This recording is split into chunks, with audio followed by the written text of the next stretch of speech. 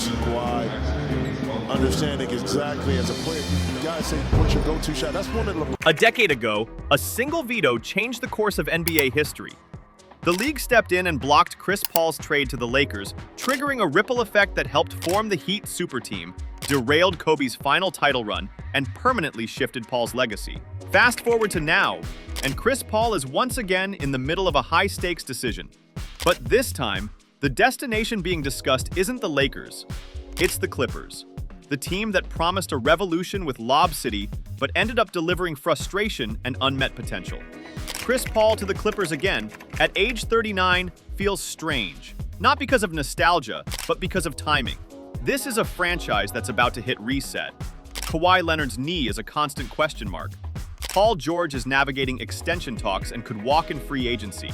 Bringing back Chris Paul isn't about building a future, it's about recapturing control.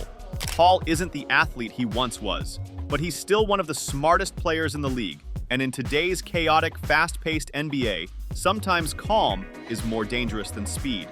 His return would signal that the Clippers, with a new arena opening and no championships to show for their past decade, are making one last, calculated gamble.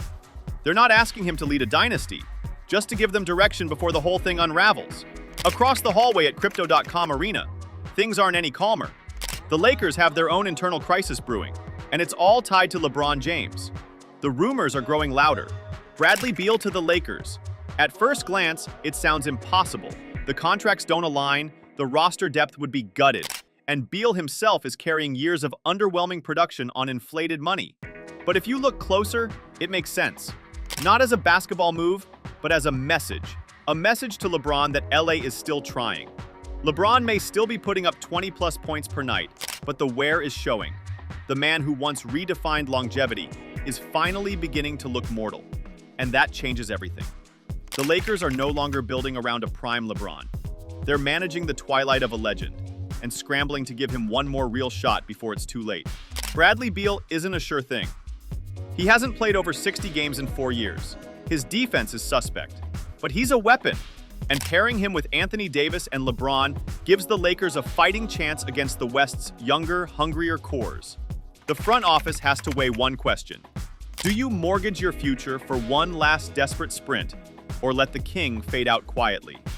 Then, in Orlando, the story couldn't be more different. While LA wrestles with endings, the Magic are trying to write a beginning. Paolo Banchero has just signed a massive extension, one that makes him the centerpiece of everything the franchise wants to become. And in that decision lies a truth that few want to say out loud. Orlando believes the rebuild is over. Paolo isn't just the face of the team now, he is the team. He's the reason veterans want to stay. He's the magnet for future free agents. He's the blueprint they're now building around. Not cautiously, but aggressively. This new contract, it's more than money. It's the signal that the Magic think they found their superstar, and they're willing to bet their future on it. But with great money comes great pressure. No more under-the-radar nights, no more "he's only 21" excuses. From here on out, Paolo Banchero carries the expectations of a franchise and a city. He has to become what Dwight Howard once was for them. Only this time, without the drama, without the disappointment, and with the belief that he's different. And then there's LeBron James.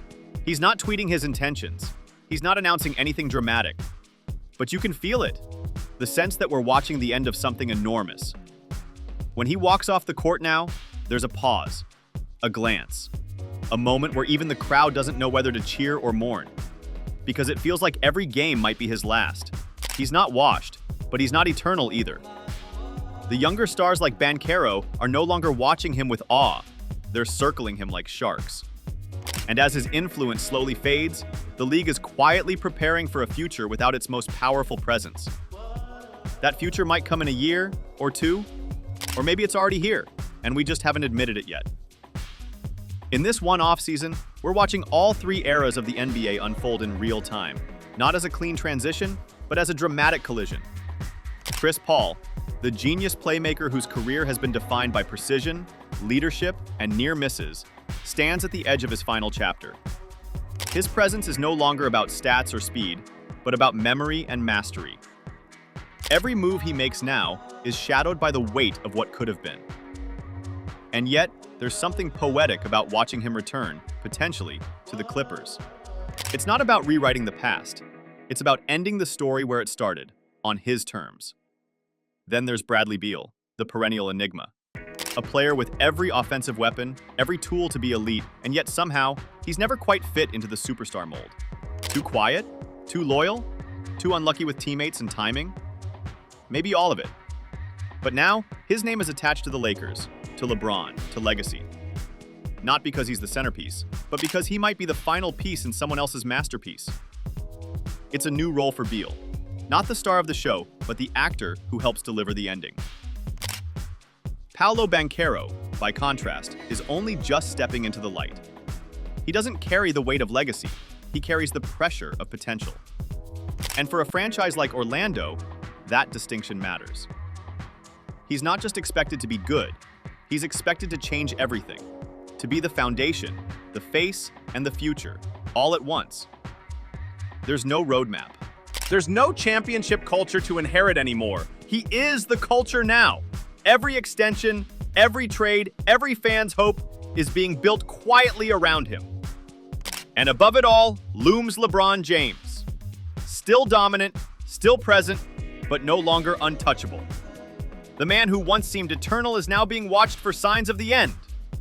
His silence, his pauses, his unsigned deals, they speak volumes. This isn't just a summer of trades, it's the beginning of a generational shift. We're moving out of the LeBron, Curry, and KD era and stepping into something new. Young stars like Paolo Banchero aren't waiting for torches to be passed. Chris Paul stands as the final chapter of a golden era, while Bradley Beal hovers between potential and legacy. The league is evolving, not just in players, but in identity. And the real question isn't about contracts or trades anymore. It's about what and who comes next.